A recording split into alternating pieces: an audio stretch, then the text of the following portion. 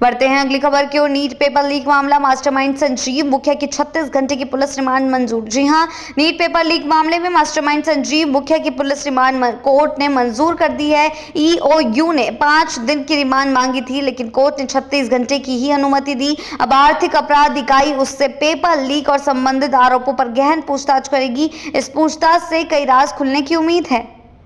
बढ़ते हैं अगली खबर की ओर। सीतामढ़ी में राजद नेता की हत्या पर बवाल, आक्रोशित भीड़ ने की आगजनी। जी हां, सीतामढ़ी में राजद जिला उपाध्यक्ष राम जिनीश यादव की पैसे के विवाद में हत्या हो गई। बेटे के अनुसार दिनेश महतो ने पैसे लिए थे, मांगने पर हमला कर दिया गया।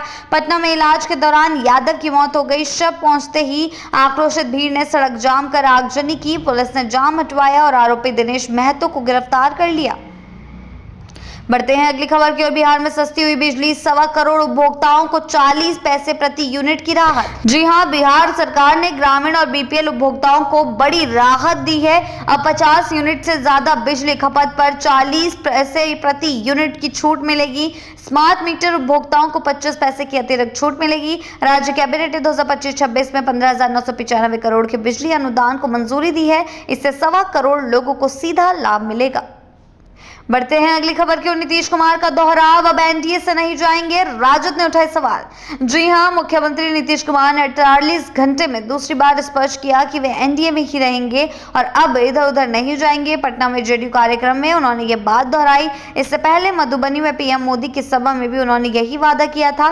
राजद ने इस पर तंज कसा और पूछा, नीतीश बार बार सफाई क्यों दे रहे हैं।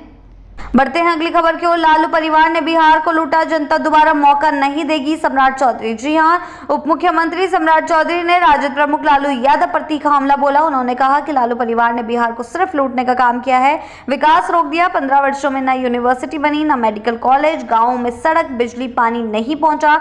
सम्राट चौधरी ने साफ कहा कि अब जनता उन्हें दोबारा मौका नहीं देगी। बढ़ते हैं अगली खबर की ओर। नेपाल बॉर्डर पर अमेरिकी नागरिक गिरफ्तार, वीजा उल्लंघन में चल रही पूछताछ। जी हां, नेपाल बॉर्डर पर भारत के नेपाल जाने की कोशिश में अमेरिकी नागरिक एटान बैन को पूर्वी चंपारण में गिरफ्तार किया गया है। जांच में पता चला कि वह टूरिस्ट वीजा की अधिकतम 180 दिन की अवधि पार कर चुका था। आवर्जन कार्यालय में भारत प्रवेश की मोहर भी नहीं मिली। सुरक्षा एजेंसियां मामले की गंभीरता से जाँच कर रही है। बढ़ते हैं आखिरी खबर की ओर। आईएमडी की राहत भरी खबर, 20 राज्यों में बारिश का अलर्ट, गर्मी से मिलेगी राहत। जी हां, तपती गर्मी के बीच आईएमडी ने देश भर के लिए राहत भरी खबर दी है। अगले 7 दिनों तक 20 राज्यों में बारिश, तेज हवाएं और ओलावृष्टि की संभावना जताई गई है। दक्षिण भारत के राज्यों में हल्की से माध्यम बारिश होगी, जबकि केरल में भारी बारिश के आसार हैं। छत्तीसगढ़, बिहार, झारखंड, ओडिशा व बंगाल में ओलावृष्टि और 60 किलोमीटर घंटे की रफ्तार से हवाएं चल सकती हैं। जी हां, बिहार की ऐसी ताजा बड़ी खबरों के लिए जुड़े रहें आने वाले टाइम्स के साथ ही चैनल को सब्सक्राइब करना ना भूलें और हमारी फेसबुक और वेबसाइट के साथ भी जरूर जुड़ें।